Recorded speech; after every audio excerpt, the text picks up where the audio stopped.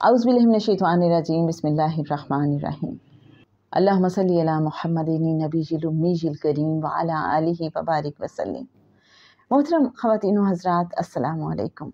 बाज़ औक़ात एक इंसान इतने खुलूस से, इतनी मोहब्बत से अमल करता है कि उसका अमल बहुत ज़्यादा अल्लाह की बारगाह में कबूल और मकबूल हो जाता है। आप देखें कि बाज़ औक़ात कुछ ऐसे लोग होते हैं कि जिनके वसाइल बड़े महदूद होते हैं, लेकिन उनके दिल बड़े अमीर होते हैं, बड़े गनी होते हैं, बड़े सखी होते हैं। उनका दिल चाहता है कि हमारे पास जो कुछ है सब अल्लाह की राह में कुर्बान कर दें, हम दूसरों की मदद करें। उनके पास जो कुछ होता है वो दूसरों पे खर्च करने के लिए तैयार रहते हैं, अल्लाह की रज़ा के लिए, अल्लाह की खुशनुदी के लिए। आपको ग़ज़वा तबूक वाला वाक़या तो याद होगा कि जब आका सल्लल्लाहु अलैहि वसल्लम ने फरमाया था कि अल्लाह की राह में माल लगाओ और जन्नत में घर बनाओ। और हज़रत अबू अकील, एक सहाबी जिनके पास कोई भी माल नहीं था, लेकिन उनका दिल चाहा कि मैं भी अल्लाह की राह में कुछ न कुछ माल पेश कर दूँ, तो उन्होंने एक यहूदी के बाग में सारी रात मेहनत मजदूरी की और सुबह जो उन्हें कुछ खजूरें मिली थी वो सारी की सारी लेके आका सल्लल्लाहु अलैहि वसल्लम की बारगाह अक़दस में हाजिर हो गए। अब ये वो मौका था कि जब हज़रत अबू बकर सिद्दीक़ रज़ी अल्लाह ताला अन्हो अपने घर का सारा सामान ले आए थे। आप सल्लल्लाहु अलैहि वसल्लम ने पूछा था, ए अबू बकर, घर वालों के लिए क्या छोड़ा है? तो आप सल्लल्लाहु अलैहि वसल्लम ने फरमाया था, अल्लाह और अल्लाह के रसूल। और हज़रत उमर फ़ारूक रज़ी अल्लाह ताला अन्हो अपने घर का आधा सामान ले आए थे। तो आप ये ज़रा सोचिए कि हज़रत अबू अकील अब मस्जिद नबवी के एक कोने में बैठे हुए हैं और दिल में सोच रहे हैं कि मेरे इस माल की क्या वक़्त है। आका सल्लल्लाहु अलैहि वसल्लम तो सब जानते हैं। तो वो यकीनन भांप गए हज़रत अबू अकील के जज्बात को भी। फरमाते हैं कि ए अबू अकील, ये जो खजूरों का इतना बड़ा ढेर है, इस पे अपनी खजूरें भी डालो। इनकरेज कैसे करते हैं आका सल्लल्लाहु अलैहि वसल्लम, ज़रा देखिए। और कैसी हौसला अफजाई और मोहब्बत का कैसा इजहार, और दूसरे बंदे को ख़ास फील कराते हैं।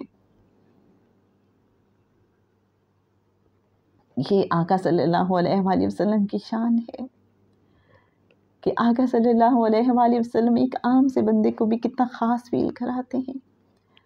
फरमाते हैं कि अबू अकील की लाई हुई खजूर में से जो खजूर किसी के पेट में जाएगी वो बंदा जहन्नुम की आग से आज़ाद होगा। आप सोचिए कि जो सहाबा वहाँ मौजूद होंगे, फिर उनमें से हर एक की ख्वाहिश हुई होगी कि ये खजूर तो ज़रूर हम भी खाएं। अब बहुत से सहाबी वहाँ पे ऐसे थे कि जो हज़रत अबू अकील से इससे पहले चुपके चुपके कह रहे थे कि अबू अकील, तुम्हारे तो अपने घर वाले फाके से हैं, तुम ये खजूरें उनके लिए ले जाओ। लेकिन उनका दिल नहीं माना। उन्हें लगा कि नहीं, मैं भी आका की आवाज़ पे लब्बैक कहूँ, मैं भी अल्लाह की राह में माल लगाऊँ। वो जो हम अक्सर बात किया करते हैं कि सदका उतना देना चाहिए अल्लाह की राह में कि दूसरों के सामने दस्ते सवाल दराज ना करते फिरें। तो हो सकता है आपके जहन में ये ख्याल आया हो किसी के जहन में कि हज़रत अबू बकर सिद्दीक़ रज़ी अल्लाह ताला अन्हु ने तो पूरा घर अपना सब कुछ अल्लाह की राह में पेश कर दिया, और हज़रत उमर फ़ारूक ने भी और हज़रत अबू अकील ने भी जो कमाया, इसलिए कि उन्हें पता था कि उन्हें किसी के सामने दस्ते सवाल दराज करने की ज़रूरत नहीं पेश आएगी। वो दोबारा से मेहनत करके हासिल कर सकते हैं, अपनी ज़रूरियात ज़िंदगी का सामान मुहैया कर सकते हैं। ये वाक़या मुझे क्यों याद आया जब मैं एक हदीस पढ़ रही थी